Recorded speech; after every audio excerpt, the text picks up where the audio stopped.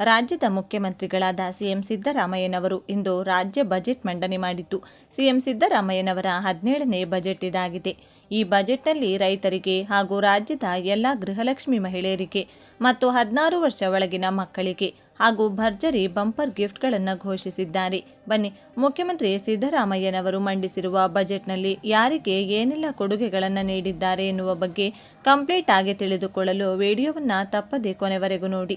ಬಜೆಟ್ನಲ್ಲಿ ಮಹಿಳೆಯರಿಗೆ, ರೈತರಿಗೆ ಮತ್ತು 16 ವರ್ಷದೊಳಗಿನ ಮಕ್ಕಳಿಗೆ ಹಾಗೂ ಪ್ರತಿ ತಿಂಗಳು ಪಿಂಚಣಿ ಹಣ ಪಡೆದುಕೊಳ್ಳುತ್ತಿರುವ 60 ವರ್ಷ ಮೇಲ್ಪಟ್ಟ ಹಿರಿಯ ನಾಗರಿಕರಿಗೆ ಹಾಗೂ ವಿಧವೆಯರಿಗೆ ಮತ್ತು ಅಂಗವಿಕಲರಿಗೆ ಬಂಪರ್ ಗಿಫ್ಟ್ಗಳನ್ನು ನೀಡಿರುವುದು.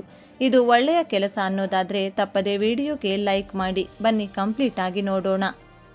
ಮುಖ್ಯಮಂತ್ರಿ ಸಿದ್ದರಾಮಯ್ಯ ಅವರು 2026-27ನೇ ಸಾಲಿನ ಬಹುನಿರೀಕ್ಷಿತ ಕರ್ನಾಟಕ ರಾಜ್ಯ ಬಜೆಟ್ ಅನ್ನು ಇಂದು ವಿಧಾನಸಭೆಯಲ್ಲಿ ಮಂಡಿಸಿದರು.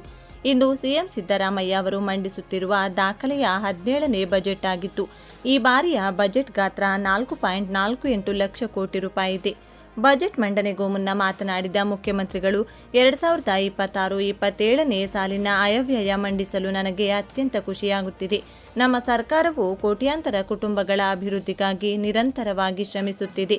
ರಾಜ್ಯದಲ್ಲಿ ಗ್ಯಾರಂಟಿ ಯೋಜನೆಗಳ ಯಶಸ್ವಿ ಅನುಷ್ಠಾನದ ಮೂಲಕ ನಾವು ದೊಡ್ಡ ಸಾಧನೆ ಮಾಡಿದ್ದೇವೆಂದು ಹರ್ಷ ವ್ಯಕ್ತಪಡಿಸಿದರು. ಉದ್ಯೋಗಾಕಾಂಕ್ಷಿಗಳಿಗೆ ಸಿಹಿ ಸುದ್ದಿ. ಉದ್ಯೋಗ ನೇಮಕಾತಿಯ ವಯೋಮಿತಿಯಲ್ಲಿ 5 ವರ್ಷಗಳ ಸಡಿಲಿಕೆ ನೀಡುವುದಾಗಿ ಸರ್ಕಾರ ಘೋಷಿಸಿದೆ. ಅಲ್ಲದೆ 56 ಸರ್ಕಾರಿ ಹುದ್ದೆಗಳ ಭರ್ತಿಗೆ ಈಗಾಗಲೇ ಅನುಮೋದನೆ ನೀಡಲಾಗಿದೆ. 50 ಉತ್ಪನ್ನಗಳಿಗೆ ಜಿಐ ಟ್ಯಾಗ್. ಸ್ಥಳೀಯ ಉತ್ಪನ್ನಗಳಿಗೆ ಉತ್ತೇಜನ ನೀಡುವ ನಿಟ್ಟಿನಲ್ಲಿ ಕರ್ನಾಟಕದ 50ಕ್ಕೂ ಹೆಚ್ಚು ವಿಶಿಷ್ಟ ಉತ್ಪನ್ನಗಳಿಗೆ ಭೌಗೋಳಿಕ ಸೂಚ್ಯಂಕ ಮಾನ್ಯತೆ ನೀಡಲು ನಿರ್ಧರಿಸಲಾಗಿದೆ. ದಲಿತ ಕವಿ ಸಿದ್ದಲಿಂಗಯ್ಯ ಟ್ರಸ್ಟ್ ಸಾಹಿತ್ಯ ಕ್ಷೇತ್ರಕ್ಕೆ ನೀಡಿದ ಕೊಡುಗೆಯನ್ನು ಸ್ಮರಿಸುವ ಉದ್ದೇಶದಿಂದ ಖ್ಯಾತ ದಲಿತ ಕವಿ ಡಾಕ್ಟರ್ ಸಿದ್ದಲಿಂಗಯ್ಯ ಅವರ ಹೆಸರಿನಲ್ಲಿ ನೂತನ ಟ್ರಸ್ಟ್ ನಿರ್ಮಿಸುವುದಾಗಿ ಬಜೆಟ್ನಲ್ಲಿ ಘೋಷಿಸಲಾಗಿದೆ. ಮುಖ್ಯಮಂತ್ರಿ ಕೃಷಿ ವಿಸ್ತಾರ ಯೋಜನೆ ಜಾರಿ ಮಾಡಲಾಗುವುದು. 100 ಕೋಟಿ ರೂಪಾಯಿ ವೆಚ್ಚದಲ್ಲಿ ಅನುಷ್ಠಾನ. ಮಣ್ಣಿನ ಗುಣಮಟ್ಟ ಹೆಚ್ಚಿಸಲು ವಸುಧಾಮೃತ ಯೋಜನೆ ಜಾರಿ. ಮುಂದಿನ 3 ವರ್ಷದಲ್ಲಿ ಸಸ್ಯ ಸಂಜೀವಿನಿ ಯೋಜನೆ ಜಾರಿಗೆ ತರಲಾಗುವುದು. 3 ಲಕ್ಷ ರೈತರಿಗೆ ಕೃಷಿ ಯಂತ್ರೋಪಕರಣಗಳ ವಿತರಣೆ. 7 ಲಕ್ಷ ರೈತರಿಗೆ ಹನಿ ನೀರಾವರಿ ಸ್ಥಾಪನೆ ಮಾಡಲಾಗುವುದು. 363 ಕೋಟಿ ರೂಪಾಯಿ ವೆಚ್ಚದಲ್ಲಿ ಕೃಷಿ ಹೊಂಡ ಸ್ಥಾಪಿಸಲಾಗುವುದು ಎಂದು ಹೇಳಿದ್ದಾರೆ. 16 ವರ್ಷದೊಳಗಿನ ಮಕ್ಕಳು ಸಾಮಾಜಿಕ ಮಾಧ್ಯಮ ಬಳಸುವಂತಿಲ್ಲ ಎಂದು ಸಿಎಂ ಸಿದ್ದರಾಮಯ್ಯ ಘೋಷಿಸಿದ್ದಾರೆ. 16 ವರ್ಷದ ಒಳಗಿನ ಮಕ್ಕಳು ಸಾಮಾಜಿಕ ಮಾಧ್ಯಮ ಬಳಸುವಂತಿಲ್ಲ. ಸಾಮಾಜಿಕ ಮಾಧ್ಯಮ ಬಳಕೆ ಬಗ್ಗೆ ಸಿಎಂ ಸಿದ್ದರಾಮಯ್ಯ ಬಜೆಟ್ನಲ್ಲಿ ಮಹತ್ವದ ಘೋಷಣೆ ಮಾಡಿದರು. ಇನ್ನು ರಾಜ್ಯದ 11 ಜಿಲ್ಲೆಗಳಲ್ಲಿ 12 ಹೊಸ ಪೊಲೀಸ್ ಠಾಣೆ ಆರಂಭ ಮಾಡಲಾಗುತ್ತದೆ.